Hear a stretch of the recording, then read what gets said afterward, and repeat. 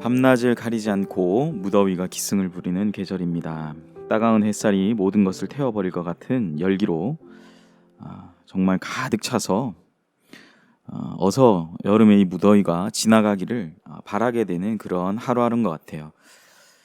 거기다가 요즘 코로나가 더욱 창궐하는 가운데 우리의 마음들이 쉽게 낙심하고 또 우리의 마음들이 쉽게 어려워지는 그런 상황들이 계속되는 가운데 있습니다. 사랑하는 성도 여러분, 어쨌든 우리가 이런 어려움 가운데 있지만 주님의 돌보심이 우리 가운데 있음을 믿으시면서 이번 주간도 하나님의 말씀 함께 읽어가는 우리 모든 성도님들 되시기를 기도합니다. 이번 주간에는 전도서 4장부터 이사야 6장까지의 본문을 우리 함께 간략하게 보도록 하겠습니다. 전도서 4장은 전도서 4장에서 전도자는 학대받는 자들의 삶에 위로자가 없음을 한탄하면서 4장을 시작합니다. 오히려 학대자들은 학대받는 사람 말고 이 학대하는 사람, 학대자들은 더 큰 권세를 얻어서 기존보다 더 큰 학대를 자행하는 삶을 살아가고 있음을 지적하죠. 그리고 뛰어난 재주를 가진 사람은 시기를 받고 그렇게 살아가는 삶이 있고 또 혼자서 열심히 살아가는 삶의 허무함을 이야기하고 있습니다.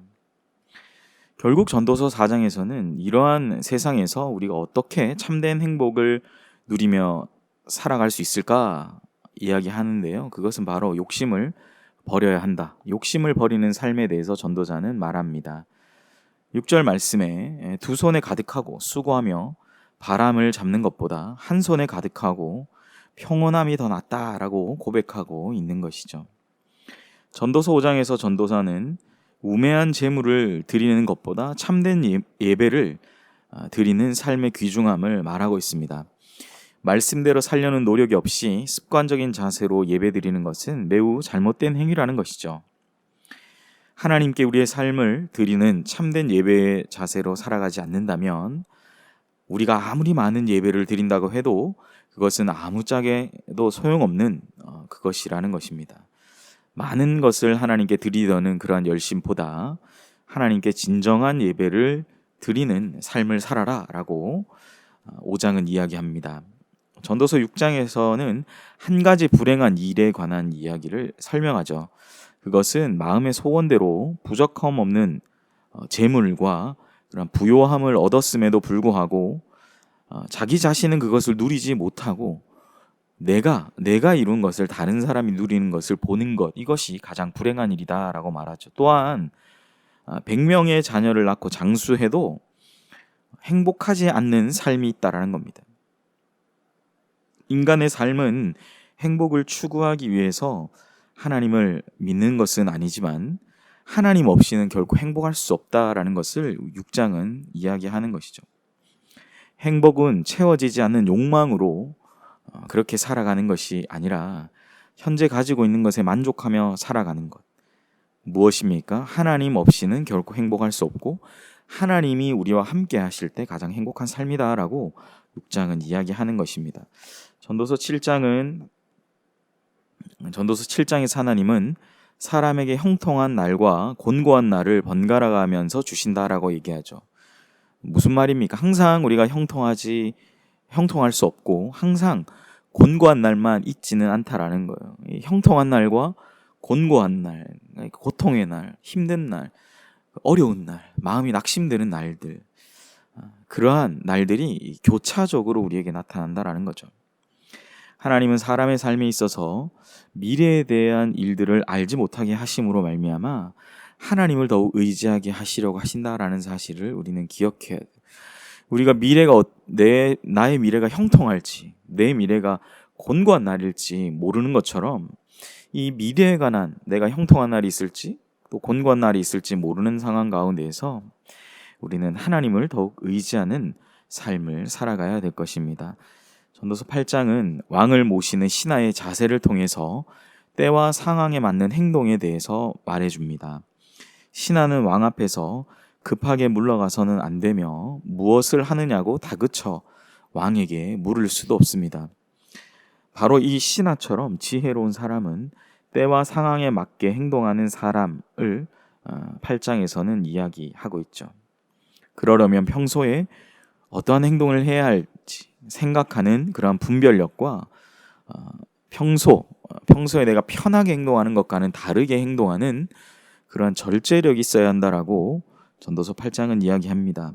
주어진 상황에서 우리가 올바르게 판단하고 때와 상황에 맞는 그러한 삶으로 절제할 줄 아는 그러한 능력을 위해서 우리는 기도해야 될 것입니다. 전도서 9장은 모든 것이 다 하나님의 손아래 있음을 말합니다. 사람은 미래에 일어날 일을 알 수 없기 때문에 우리는 하나님 앞에 우리의 것들을 다 맡기며 주님 손아래 있습니다라고 고백하는 삶을 살아가야 된다라는 것이죠. 하나님께서 바로 우리 인생의 주관자이심을 믿고 살아가며 모든 것이 하나님의 계획 아래 있으며 하나님의 섭리 아래 있음을 우리는 고백해요. 그러니까 참 요즘 우리가 그런 고백하기 참 힘든 시기잖아요. 코로나와 같은 상황. 그럼 코로나 하나님이 주신 것이냐? 우리가 그렇게 비판적인 생각으로만 비난적인 어떤 생각으로만 살아가는 것이 아니라 그러한 상황 가운데 있을지라도 우리가 너무나 힘들고 어려운 상황 가운데 있을지라도 그것이 하나님의 계획이며 섭리임을 고백할 수 있는 우리 모든 성도님들 되시기를 소원합니다. 전도서 10장은 죽은 파리들이 향기름에 악취가 나게 하듯이, 그러니까 향기름에 죽은 파리들이 들어가서 악취가 나게 하듯이 어리석음은 지혜와 존귀를 난처하게 만든다라고 10장은 이야기합니다. 무슨 말입니까? 사소한 실수가 큰 문제를 일으키지는 않지만 작은 실수 하나로 심각한 그러한 곤경에 빠지게 되기도 한다라고 이야기하는 거죠. 그것을 어리석음이라 이야기하고 그것을 피해갈 수 있는 향기름에 죽은 파리들이 빠지지 않도록 하는 지혜와 존귀를 우리는 소유하고 살아가야 된다라는 거죠. 작은 실수 하나에도 주의하며 조심하면서 큰 어려움에 빠지지 않도록 해야 된다라고 전도서 10장에는 얘기하고 있습니다. 전도서 11장은 인생의 허무함을 이기기 위해선 보다 더 적극적인 삶의 자세를 가지라라고 권면하고 있습니다.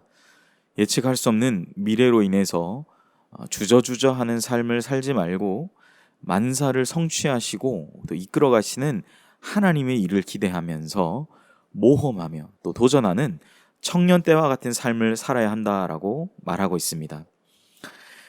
실패만 생각하고 아무런 도전을 하지 않는 삶은 결국 그 인생이 가장 허무함 가운데 젖어드는 길임을 우리는 전도서 11장을 통해서 적극적인 삶의 자세를 가지라라고 말하는 11장을 통해서 우리는 생각해 볼 수 있는 것이죠.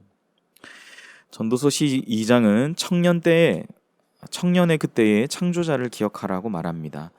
2절부터 8절에서는 사람이 늙어감에 따라서 신체의 기능들이 떨어지고 약해지는 것을 2절과 8절을 통해서 표현하고 있죠. 전도자는 이러한 늙어져가는 신체의 기능들이 떨어지고 약해지는 그러한 날들이 오기 전에, 그러니까 그게 바로 언제입니까?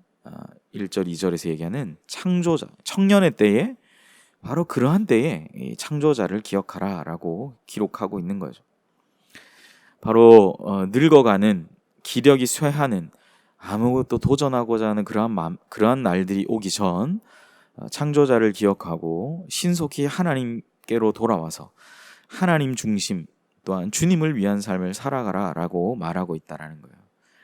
결국 모든 인생은 어떻습니까? 늙어 죽기 마련이지만 하나님 안에 있는 자들에게는 부활과 영원한 생명이 있기 때문에 정말 이 인생의 시계, 또 세상의 시계는 점점 지나가지만 우리가 그것에 머무르지 않고 우리는 정말 영원한 청년의 마음으로 살아가야 될 줄 믿습니다. 이렇게 전도서의 말씀은 끝나고 이제 아가서 말씀 우리가 함께 볼 텐데요. 아가서는 1차적으로 솔로몬 왕과 술람미 여인의 사랑을 노래한 것이지만은 중세 시대에는 이 둘의 사랑을 성부 솔로몬 왕은 하나님, 그리고 술람미 여인을 교회로 보고 오늘날에는 성경적인 아름다운 결혼 생활에 많이 비유를 하죠. 결국 아가서에서 가장 중요한 주제는 이 사랑이고, 그리고 어떤 이 남자와 여자 사이에 일어나는 어떤 성적인 부분들을 아가서는 기록하고 있습니다. 인간의 사랑과 그 성이 아름다운 것임을 강조하면서 이것이 어디에서 나타나야 하는가? 올바른 관계 안에서 행해지는 바로 그 사랑, 인간의 사랑과 그 성적인 아름다움을 아가서는 우리에게 알려주고 있다라는 거죠. 아가서 1장은 솔로몬 왕과 술람미 여인의 사랑을 표현하고 있습니다. 두 사람의 사랑과 연합의 모습은 오늘날 예수 그리스도와 교회의 사랑과 그 연합으로 볼 수 있죠. 술람미 여인은 외모가 아름다운 여인은 아닙니다. 머리는 곱슬이고 피부는 까맸어요. 그러나 그녀는 오늘 1장에서 보면 아주 큰 자부심과 확신 가운데 살아가요. 그녀가 이러한 자부심과 확신에 차서 살아가는 이유는 바로 사랑이죠. 솔로몬 왕의 무한한 사랑을 받고 있기 때문에 그녀는 높은 자존감 가운데 뭔가 확신에 찬 가운데 그리고 자부심을 가진 가운데 살아가고 있는 것이에요. 우리도 마찬가지 아닙니까? 세상은 우리의 가치를 깎아내려서 어떻게든지 우리의 자신감, 그 자부심, 우리의 확신들을 무너뜨려서 그저 그런 인생으로 살아가라고 이야기하지만 하나님의 사랑은 우리를 향하고 있으며 우리는 그 사랑이 우리에게 향하고 있을 때 결코 낙담하지 않고 하나님이 주시는 확신과 그 자부심 가운데 그 확신과 자부심에 가득 찬 삶을 살아갈 수 있음을 아가서 1장은 우리에게 알려줍니다. 아가서 2장에서는 술람미 여인이 솔로몬 왕의 팔에 안겨 잠들어 있습니다. 솔로몬 왕이 그녀를 지키고 있기 때문에 아무도 그녀의 잠을 깨울 수 없죠. 어쩌면 솔로몬 왕과 술람미 여인의 관계처럼 부부간의 사랑이 바로 이와 같은 것이 아닌가라는 생각을 해보게 됩니다. 부부는 서로의 안식을 위해서 적극적으로 노력하고 지켜주는 그러한 관계여야 한다라는 거죠. 참된 안식이 바로 예수 그리스도께 내 모든 짐을 내어 맡길 때 신랑 되신 예수 그리스도 안에 신부된 교회 그리고 그 교회에 속한 우리 모두가 주님 앞에 모든 걸 다 맡기고 살아가야 하듯이 참된 보호자가 되어주듯이 사실은 이 서로 간에 사랑으로 맺어진 이 부부는 서로의 품 안에서 주님이 주시는 귀한 이 참된 안식을 누리는 그러한 부부, 그러한 가정이 되어야 된다라는 것을 이야기하죠. 아가서 3장은 사랑하는 자를 찾는 장면에서 시작합니다. 결국 이 사랑하는 자를 찾아서 누구에게도 방해받지 않고 그와 함께 시간을 보내고자 하는 것이죠.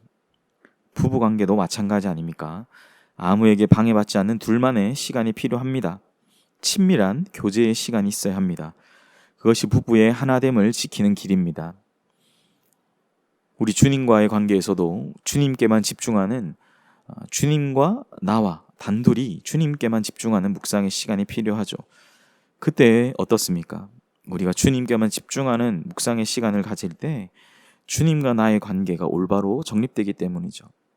결국 부부의 관계이든 또 주님과의 관계이든 우리는 그와 1대1 친밀한 교제의 시간을 가지는 것이 아무에게도 누구에게도 방해받지 않는 그와의 함께하는 시간을 보내야 하는 것의 중요성을 오늘 아가서 3장은 얘기하죠. 아가서 4장은 술람미 여인에 대해서 솔로몬 왕이 이제 묘사를 하고 있는 내용이죠. 솔로몬 왕은 술람미 여인을 바라보고 어여쁘고 어여쁘다라고 노래해요. 1장에서 이미 말씀드렸지만 결코 외적으로 아름다운 여인이 아닙니다. 이 여인은. 그런데 솔로몬 왕의 눈에는 그 여인이 아름답게 보였던 거예요. 그러니까 솔로몬 왕은 그녀를 조건 없이 사랑하죠. 만약 배우자가 아름답게 보이지 않는다면 그것은 이유나 조건을 따지기 때문일 것입니다. 어떤 문제 상황이 발생했기 때문이 그러니까 저도 이제 가정들 상담해 보면 그런 얘기 많이 해요. 목사님이 저 남자, 저 여자 데리고 살아보세요. 이유나 조건을 따지기 시작하게 되는 것이죠. 근데 오늘 4장은 뭐라고 말합니까? 이유나 조건을 따져야 마땅한 상황이 있지만 결국 따지지 않는 것, 그런 조건들, 이유들을 따지지 않는 것에서부터 관계의 회복, 사랑의 회복은 일어난다라는 거예요. 이유나 조건을 따지는 것은 관계적인 문제가 발생했기 때문입니다. 우리는 그때 우리가 어떻게 주님의 사랑을 받았는지, 우리가 어떻게 주님의 사랑하시는 주님의 백성이 되었는지를 생각한다면 이유나 조건을 따지지 않고, 물론 이유나 조건을 따져야 하는 상황들이 있지만 그것들을 조금 내려놓고 솔로몬 왕이 이 여인을 사랑하는 모습처럼 그 조건들을 따지지 않고 사랑할 수 있게 된다라는 사실이죠. 아가서 5장은 솔로몬 왕이 술람미 여인을 보고 싶어서 바미스를 맞고 찾아갔지만 만나지 못하고 응답을 받지 못하는 것으로부터 시작하죠. 뒤늦게 여인이 문을 열지만 이미 솔로몬 왕은 떠나버린 후입니다. 어떤 경우일까요? 서로가 너무 서로를 사랑하는데 타이밍이 맞지 않아서 서로 간에 오해가 발생하게 된 상황이다라는 거예요. 그럴 때 두 사람 사이에는 위기의 상황을 맞이하게 되는 것이죠. 너무나 사랑하는데 오해, 타이밍이 맞지 않아 오해함으로 병이 생기는 상황입니다. 우리는 이러한 위기 상황에서도 최선을 다해 배우자를 섬겨야 합니다. 교제하기를 원하는데 바쁘다는 핑계로 멀리하지 말아야 한다라는 거죠. 그리고 이 타이밍, 정말 서로 간의 타이밍을 잘 맞추며 이렇게 서로를 오해할 수 있는 상황들을 최대한 줄여나갈 수 있는 것.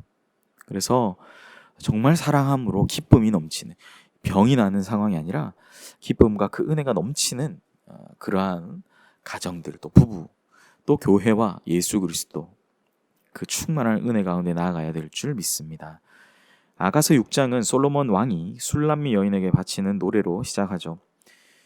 무슨 이유에서인지 술람미 여인이 어디론가 떠난 상태였는데 다시 돌아오라는 솔로몬 왕의 외침입니다. 부부 사이에 어떤 잘못을 저지르게 될 때 서로의 잘못을 따지게 급급한 것이 일반적인 모습이죠. 그럼 어떡해요? 얼굴이 보기 싫습니다. 당분간 떨어져 있는 것이 좋다라고 생각하죠. 물론 그런 시간들은 필요하겠죠. 그러나 오늘 솔로몬 왕이 그러한 어떤 조정의 기간들을 가지고 난 이후에 다시 그 여인, 떠난 상태에 있는 그 여인을 그리워하며 다시 내게로 돌아오라라는 서로를 향한 간절한 외침이 있어야 됨을 아가서 6장은 이야기하죠. 사랑을 고백하는 것, 아무것도 따지지 않고 사랑을 고백합니다. 다시 내게로, 사랑하는 여인이여 내게로 돌아와 달라라고 고백하고 있는 것입니다. 결국 아가서에서 말하는 사랑은 서로의 잘못을 따지는 것이 아니라 용서할 수 있는, 용서하는 것임을 우리는 기억해야 되는 거죠. 아가서 7장은 사랑을 나눌 유일한 대상인 배우자와의 올바른 관계를 형성해야 함을 말합니다.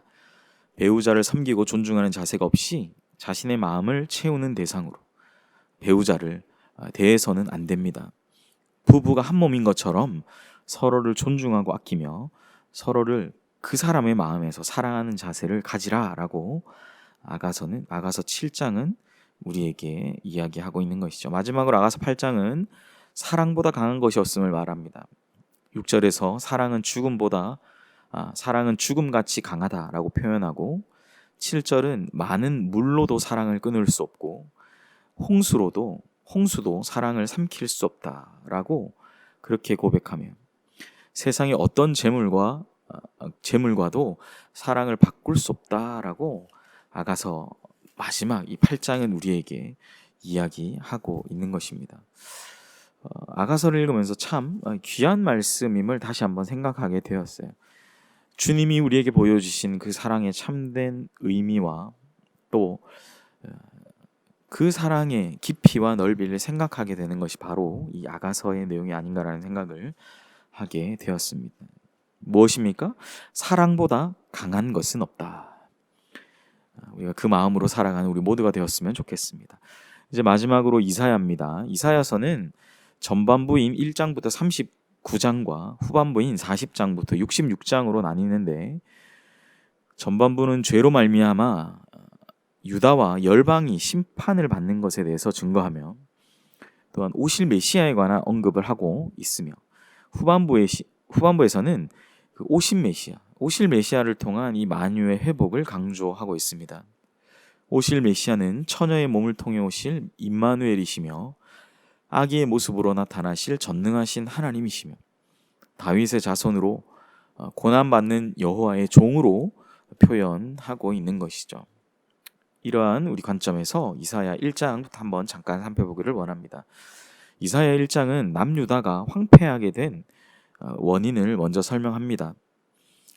그 황폐하게 된 원인의 가장 근본적인 이유는 그들이 진정한 그들의 왕이신 하나님을 거역하며 살았기 때문이에요. 심지어 가축도 자기 주인을 알아보는데 유다 백성들은 자신들의 주인을 알아보지 못한다. 오늘날로 따지면 뭐 강아지, 고양이들도 자신의 주인을 알아보는데 유다는 주인을 알아보지 못하는 거예요. 주인을 알아보지 못하니까 어떡합니까? 그들은 마당만 밟고 가는 제사를 드리는 거예요. 하나님은 마당만 밟고 가는 제사를 다시는 드리지 말라고 하셨어요. 올바른 예배, 진정으로 하나님과 교제하는 변화된 삶을 하나님께서는 요구하고 계신 것입니다. 이사야 2장은 온 열방이 하나님의 산 시온에서 하나님을 예배하는 날이 올 것이다라고 말해요. 그 예배하는 날은 말일인데 말일에 그 일이 벌어지는데 그 말일, 그 날은 바로 메시아의 날이다라고 설명하고 그 메시아의 날에는 다시는 전쟁이 이 땅 가운데 없다. 그래서 칼 쳐서 농기구를 보습을 만든다. 그렇게 이야기하죠. 다시는 이 땅 가운데 전쟁이 없을 것이다. 전쟁도 없고 마지막 때 메시아 오신 그 날에 모든 나라와 민족이 자신들이 섬겼던 우상을 다 버리고 하나님께로 돌아오는 그러한 일들이 일어날 것이다 라고 이사야 2장은 우리에게 말합니다. 메시아의 날에 이러한 일들이 일어날 것이다. 이사야 3장에서 하나님은 먼저 유다의 백성들이 의지했던 것들을 없애버렸어요. 의지했던 것이 뭐냐? 3장을 보시면 용사, 재판관, 선지자와 같은 당시의 지도자 계층의 그 사람들입니다. 하나님은 많은 사람들 가운데 참된 지도자가 없음을 한탄하시는 거죠. 잘못된 지도자인데 유다 백성들은 그 잘못된 것을 의지하고 있다라는 거. 그래서 그것을 없애버리시는 거죠. 하나님은 참된 지도자가 없음을 한탄하시며 그것을 없애버리신 그 이유를 설명하는 거예요. 이유는 뭡니까? 필요 없으니까 없애버리시는 거예요. 참된 지도가 없다.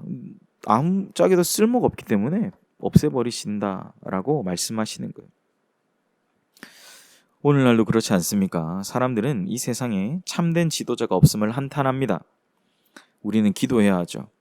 이 땅에 하나님의 마음에 합한 참된 지도자 허락하셔서 하나님을 우리가 더욱 잘 섬길 수 있는 그러한 은혜를 허락해 달라고 우리는 기도해야 됩니다. 이사야 4장은 여호와의 싹에 대한 이야기를 합니다. 여호와의 싹은 오실 메시아를 가리키죠. 언젠가 메시아가 오셔서 하나님의 백성들의 죄 문제들을 해결하시고 청결하게 하실 것이다라고 말씀하십니다. 어쩌면 하나님께서 유다의 백성들을 심판하셔야 하는 이유는 그들의 더러움을 씻기 위함임을 이사야 4장은 이야기하고 있는 것이죠. 이사야 5장은 우리가 너무나 잘 아는 포도원의 노래입니다. 포도 농부이신 하나님은 포도원인 이스라엘을 정성스럽게 가꾸셨습니다. 극상품 포도로 그들을 심으셨어요. 그런데 이스라엘은 주인이신 하나님께서 심으신 극상품 포도를 맺지 못했어요. 심은 극상품 포도가 아니라 광야의 들포도와 같이 떫고 맛없는 그 포도 열매를 맺었던 것입니다. 하나님은 그래서 내가 심은 것과 다른 것을 낸 너희들을 황폐하게 하겠다라고 말씀하세요. 거기다가 당시의 지도자들은 가난한 자들의 재산을 착취해서 그들의 배를 채우고 있었던 거예요. 세상의 향락에는 관심을 가지지만 하나님의 뜻에는 관심이 없었다라는 겁니다. 그 결과는 하나님의 엄중한 심판입니다.